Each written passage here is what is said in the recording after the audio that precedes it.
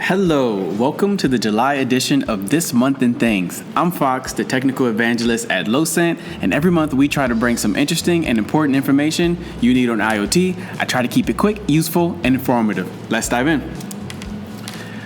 First, this month, Sidewalk Labs released a 1,500-page document on how they're going to turn a part of Toronto into a city within a city. To be honest, it looks pretty epic. The rendering of the city looks like every movie that tried to depict a futuristic city.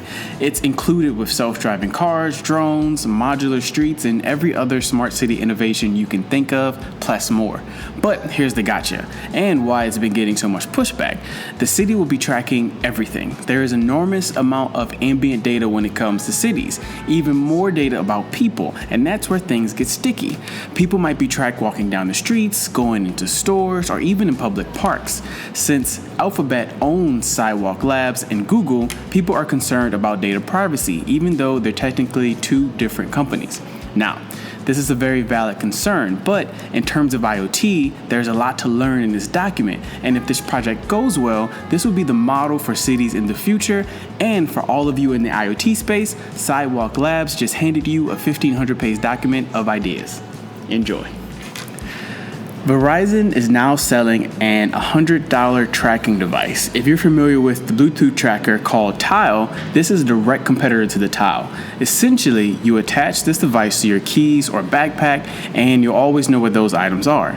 The big difference here is that this tracker leverages Verizon's network, Bluetooth, and other technologies to know the GPS location of the thing you're tracking. Behind the scenes, it's using Verizon's LTE-M technology. So this whole thing is important because Verizon doesn't release many consumer products. It's a good peek into how they're thinking about IoT. It's not just about the network, but the value of the products that use it. Lots of people are worried about voice assistants and being tracked. Some brilliant computer scientists at Stanford decided to build their own assistant. Their goal is to build an open virtual assistant for the web. It's called Almond. There is a lot of technology behind voice assistants. The researchers figured that this should belong not just to the big companies, but to anybody who wants to build a voice assistant. Best of all, the APIs and libraries are already there for you to start using.